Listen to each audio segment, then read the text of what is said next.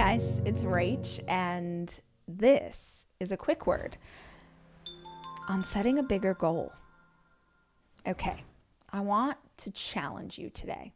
I want to imagine that there is a reason that you are coming on this exact podcast episode, this exact video on social media, because maybe God, the universe, whoever, wanted you to think of something in a little bit of a different way.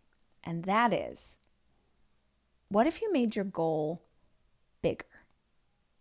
Bigger. Okay, now just stick with me for a minute because there's actually a lot to back up this idea.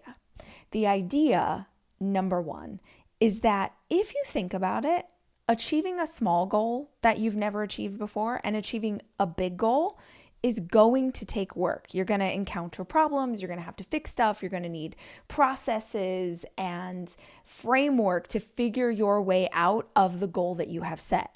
So if you're going to put in effort either way, why are you playing so small?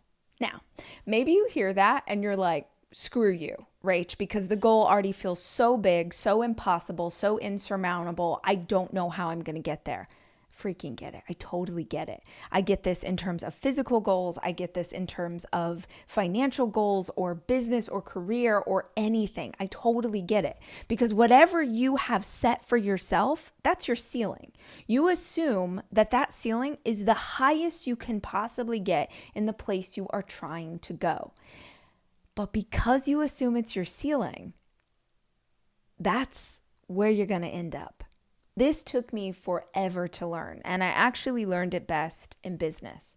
I've been an entrepreneur for, over 20 years at this point. And when I first started in business, $1 million a year in revenue felt absolutely impossible to me. Like I could not figure out how I was ever going to get to that level. And it took me years. I slowly eked my way up this ladder, like a little bit more, closer and closer and closer. And the closer I got to $1 million in revenue, the more I started to kind of stall out. Like I would get to 750,000, 800,000, but I just couldn't make the massive leap that I needed to make to get past that number.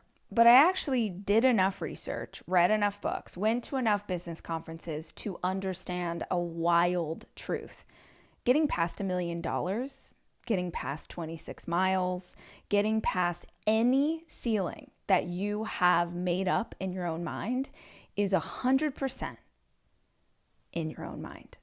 It's all about mindset. It's about what you believe is possible for you. And for me, I can look back and understand that as a little girl growing up with huge scarcity around money and really seeing a lot of financial struggles in my family, making $1 million in a year felt impossible. And by the way, that wasn't even take home. I just wanted my business to make $1 million in revenue. I probably took home $12.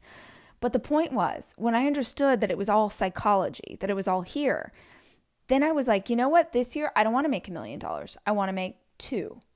Now, I didn't get to 2, but for the first time ever, I surpassed $1 million easily. It's the same when you're a runner. If you set out on a Saturday morning and your goal is to run 3 miles, you're going to get it. But if your goal is to run 5, you will push yourself further than you think is possible. And maybe you have to walk the last 2, but you ended up doing way more than you thought you were going to. And it all happened by just believing a little bigger than you did at the start. Okay, so here's an easy way to think about this from a different perspective. Just for funsies, I want you to think of a goal that you have right now in your life in any category. And just ask, what would a bigger version of that be? I actually like to say what would double that be, because that's freaking crazy, right? If you have this goal for your year, for your business, and you're like, okay, but what would be required if we wanted to double it? You know, if you said, a really popular thing in entrepreneurial circles is how do you make your annual revenue your monthly revenue? That's bold. And y'all, it doesn't mean that you actually need to get there. But if you challenge yourself to think through that lens, if you broaden the horizon and you say, okay, if that was my goal, who would I need to be? What would I need to know? What are the skills that I would need to have to lead this business where it's going to go? Who would I need to be as a person to lead this family where I want the family to go? Like if you're only aiming here, right? You'll maybe get there. But if you aim a bit higher or if you aim way higher, you will grow exponentially.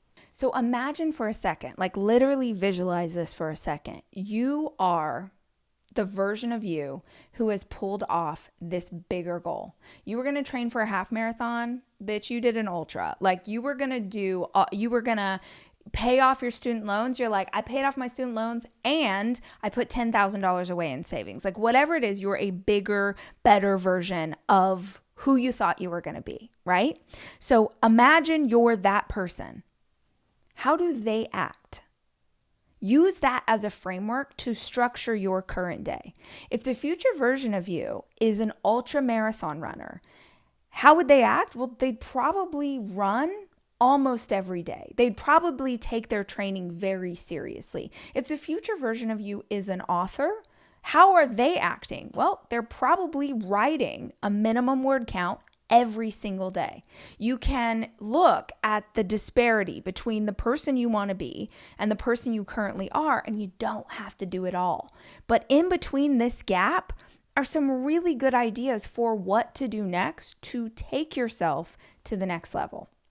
So even if it's just an exercise, asking yourself, challenging yourself to make the goal bigger can give you a lot of really great ideas.